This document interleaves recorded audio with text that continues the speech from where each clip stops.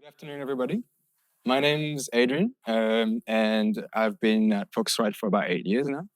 And along that time, I've developed a lot of factory test procedures for over 60 products that I've made to the market under the Focusrite and Novation brands. And to do that, we've developed some custom test frameworks, and we're going to talk about them.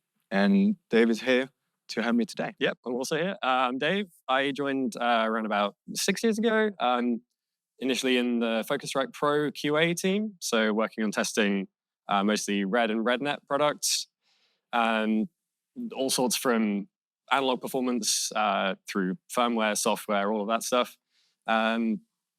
Started looking into test automation and teaching myself how to code while doing that. So that's kind of landed me with Adrien over the last couple of years working on our next generation of production tests.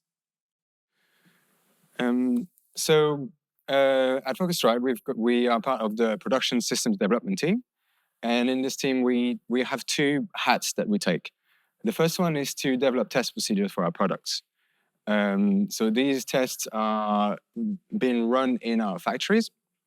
And the idea is to ensure quality control in the factories. We also work very closely with our factories to provide integration with their own systems, being automation or being tracking systems. And we provide frontline support. So when there's a problem on the production line, we'll be responding to the technical queries. And to support this, we also develop our test platform. And it's a general purpose test platform written mostly in Python and with a React front end. And we're going to talk a little bit about that. Yeah, so it's important to kind of make some distinctions here between the QA approach and what we're looking to test in the factory. So coming from QA to this was a bit of a gear shift for me. QA needs to be kind of much more detailed, but also have the luxury of time to do that. It's a much wider test scope. They're kind of serving pretty much every engineering discipline, not just making sure that the hardware is performing properly, but as I mentioned before, a bit of firmware, a bit of software, even mechanical testing. I kind of miss drop tests. They're quite fun. And that means by the time we come to production, because all that QA work has been done up front, we've got a reasonable amount of confidence in the product, and that means we can streamline our test scope quite a bit. We're focused mainly just on build validation, making sure that the product has actually been assembled properly. So one of the key things that we're interested in here is actually test time. So we're working with these factory operators in this super busy production floor. We've got to solve problems quickly. We need to run the same tests on every single unit rather than just a small sample that might come up for QA, single or double digits. And the worst thing we can do is be holding up production because of an issue either with our test framework or the way that we've implemented our tests. So Adrien's going to chat a little bit more about that environment and some of the challenges that come with that. So we're going to talk about a few challenges. The first one is that often manufacturing sites are far away. In our case, they're located in China.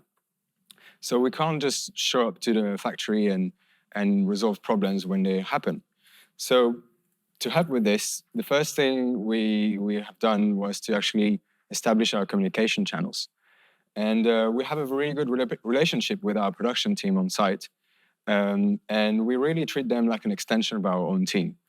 There's no us and them, this is us together, and we try to help each other to try and resolve issues as quickly as possible and have a smooth production.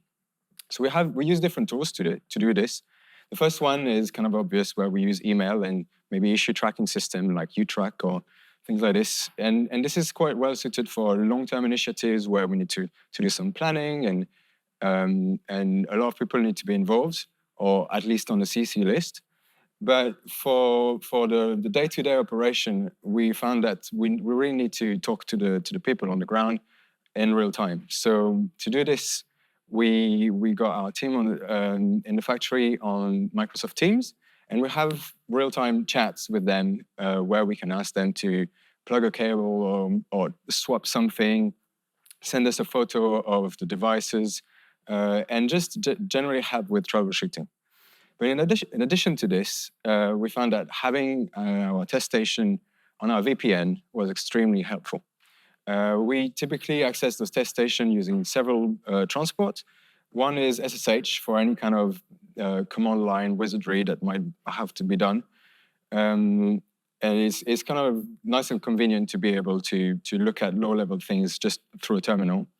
Another one is remote desktop, where we can see what the operator actually sees on their screen, and we can observe what they're doing. Oh, they're clicking that button. We didn't expect them to do this. Or we can see kind of sequences of events, or we can also use this to teach them how to do things. So that's been very useful.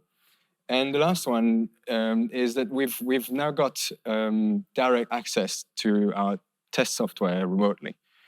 So we're going to talk a little bit about the architecture and how we achieve this.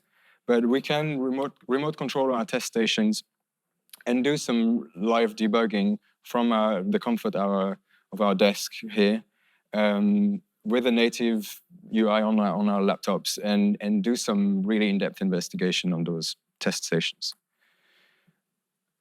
The next challenge is that most of the operators on the line are untrained, and they most likely don't speak English, or if they do, they speak a little bit of English.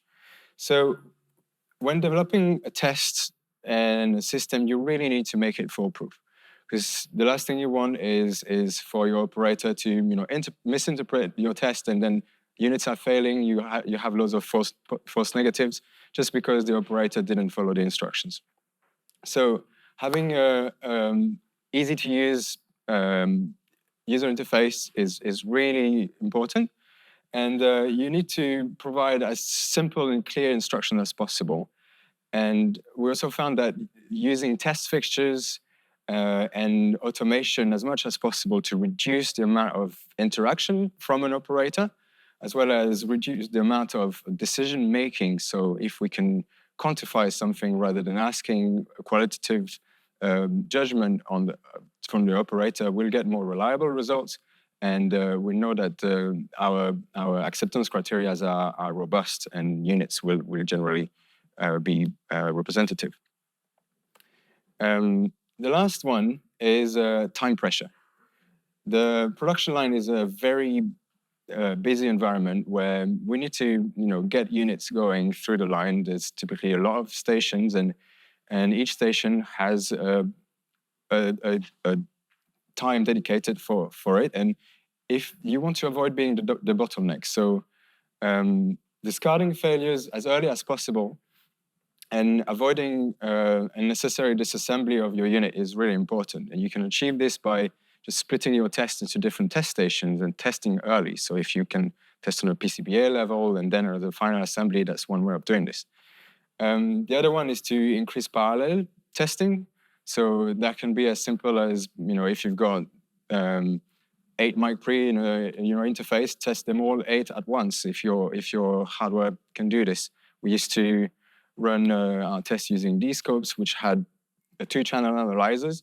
And on larger units, this would drastically increase test time. And all of that is to really avoid being the bottleneck on the production line.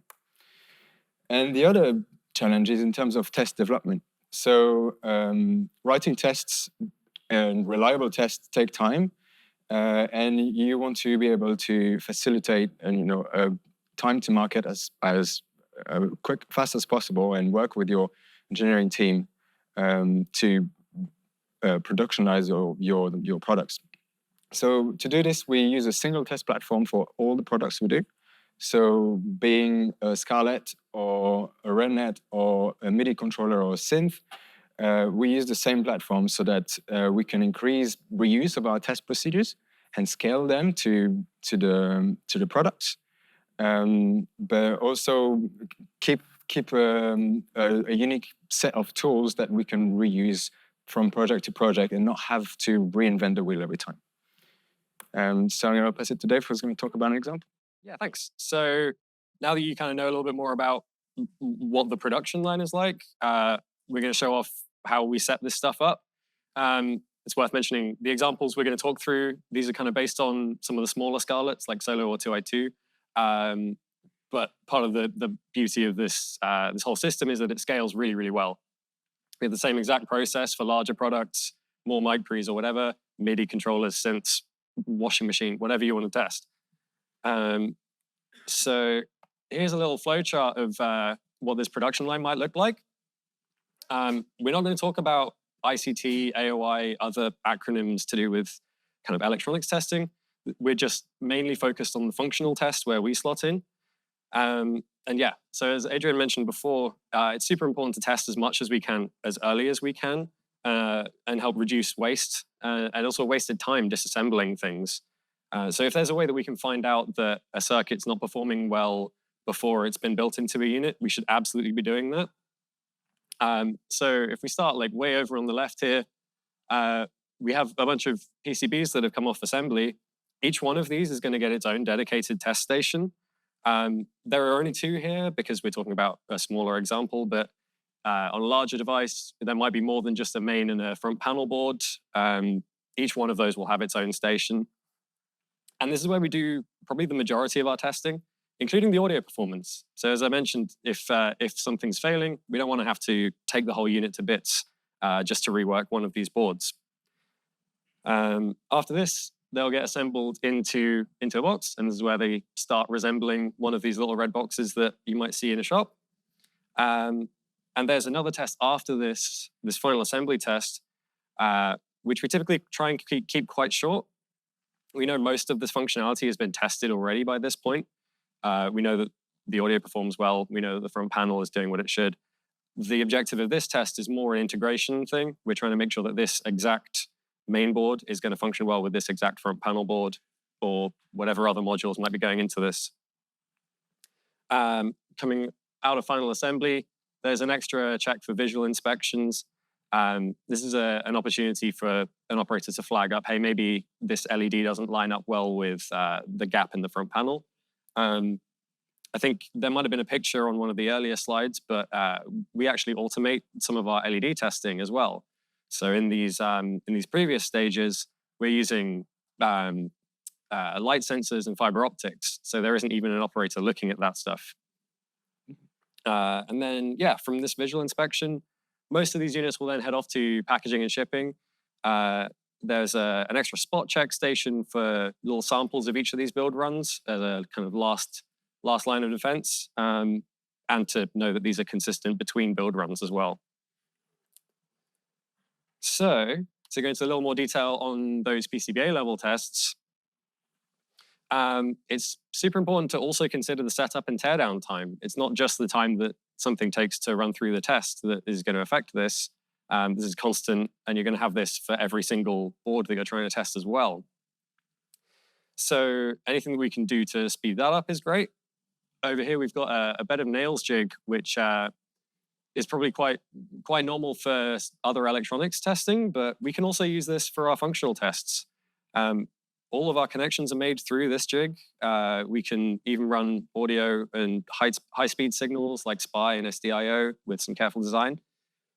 And again, as Adrien mentioned before, testing early, this helps us keep that waste down and reduce disassembly and backtracking through these stations. So I've given some detail on PCBA stations, some detail on the final assembly stations now. Again, by this point, we know that each of those boards is good, and we're just looking at integration. So we're not really actually doing much performance testing by this stage. We can typically try to keep these tests around about 30 seconds is a good target for us. So yeah, the example up here, this is a fully automated Scarlett Solo final assembly test. It looks a bit scary, but I'll kind of walk through each of the things that are going on here. We're trying to automate any way we can. So right up at the top, we've got a barcode scanner, which is going to pick up the serial number. We don't need somebody there typing in a serial number for every single unit that we're trying to push through the production line. at the front and the back, we have pneumatic cable insertion. So even though the unit's assembled in a chassis and we can't get at whatever test points might have been left on the boards, we can still automate the connection of the audio signals. You can't quite see it in this picture, but just down, hidden away in that front plate, we've also got more pneumatic actuators to physically press the switches on the front panel, and also those light sensors that I touched on before to see if the LEDs are doing what they should do. And then right at the front here, we've also got some stepper motors to physically turn the pots on the front panel. And all of this can be controlled by our test software. It's worth mentioning that in production there is a shield on this, so these aren't kind of exposed out for safety reasons. But we had our manufacturer take some photos that we could share. The station is actually even more automated than this, using some integrations with the factory PLC equipment. We can actually control robot arms for this, so there's not even a human being coming along and putting this unit down. This is all fully automated lines. It's just down to how creative you want to be with it. So I'm handing back now to Adrien to chat a little bit about the architecture of the software that helps us do all of this stuff. Yeah, so when designing the software that we use for testing all these units, we set a few ground rules that we wanted to have, and we came up with this motto of test anything anywhere.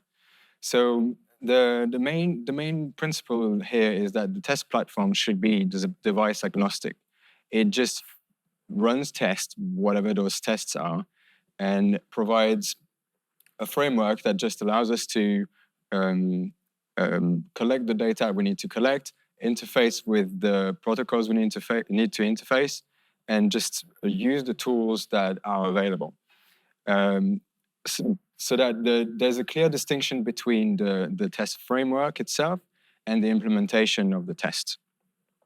And the other part with the anywhere was to emphasize on the fact that it should be easily installable and portable, so that you don't need to have a massive infrastructure of databases, networks, and things like this to actually run a test. You could run this on the plane or in your bedroom, but in the factory environment, we then can add infrastructure to it in order to streamline the process of data collection, to streamline the process of deployment on multiple test stations. But this is all add-on to this, and it's not core of the test platform itself.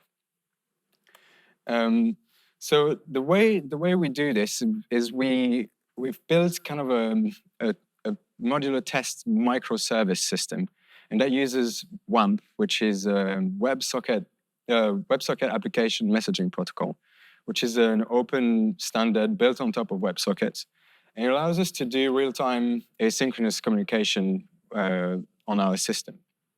And there's two main patterns that we can use with this. One is RPC, which is a remote procedure call. And the idea is that you can just register a function, and then anything on your network can call that function and get either the error code back or the data back.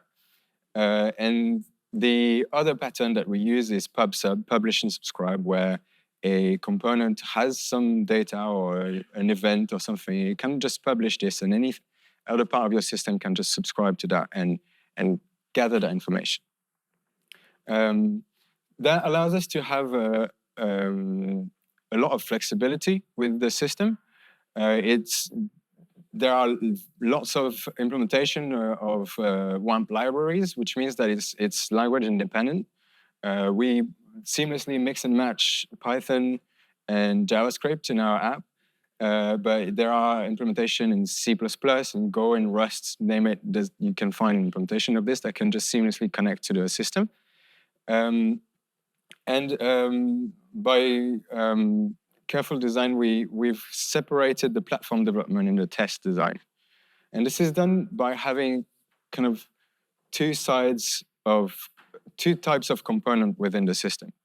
One are the ones that are in this purple box there, which are kind of platform essential components, which is our program runner, which will load our test programs.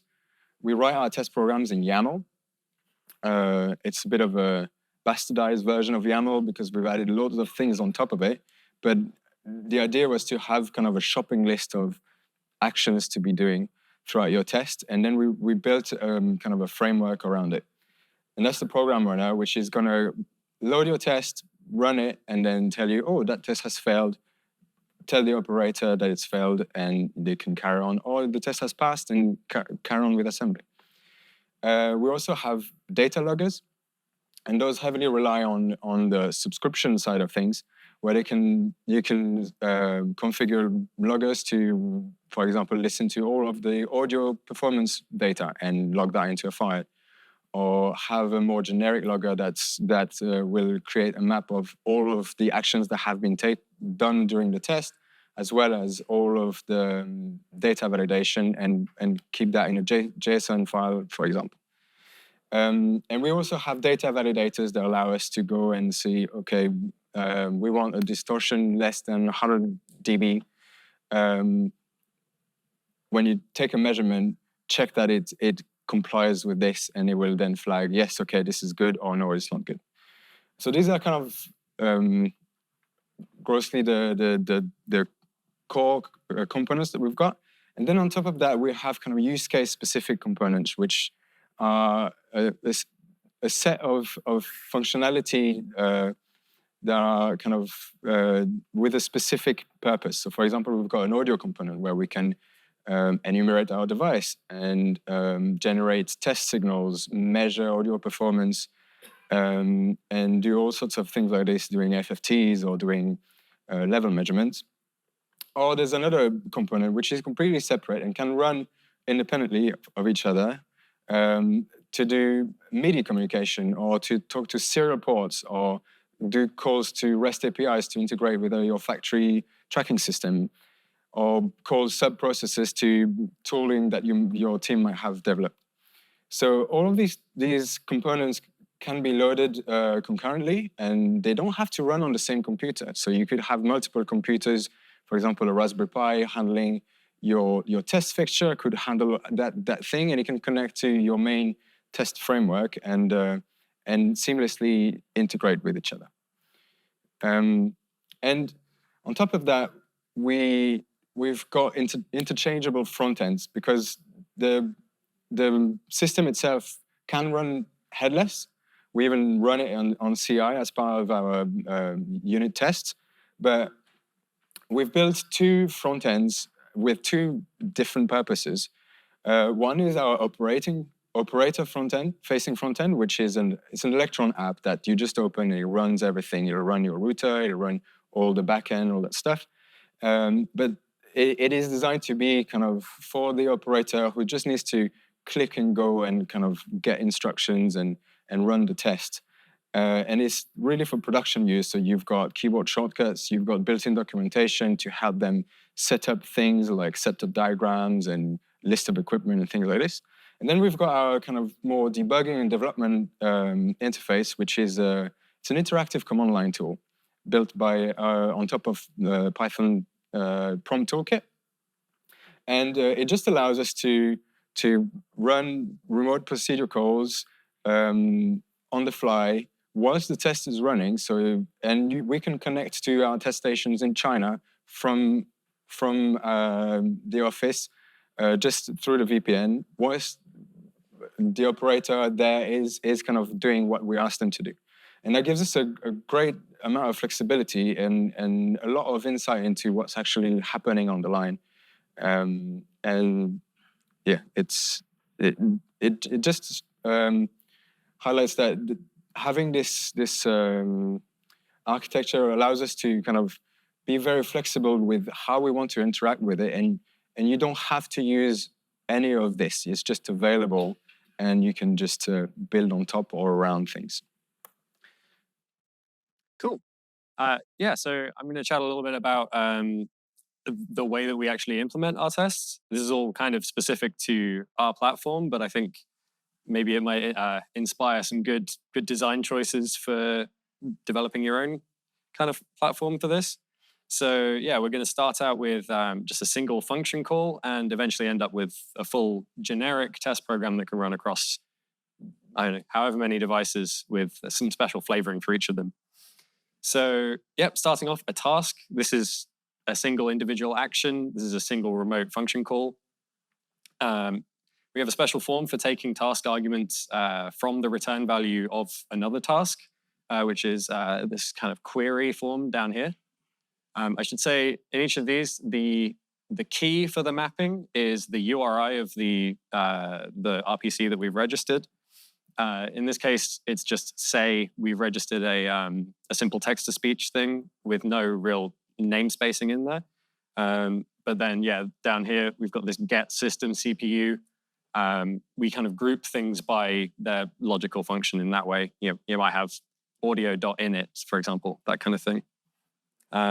So these tasks then get grouped into sequences, which, as you might expect, they're sequential lists of tasks that end up running in order. In fact, we've got a little demo here, which hopefully is going to work. We're running our app off to the side. If I hit run it.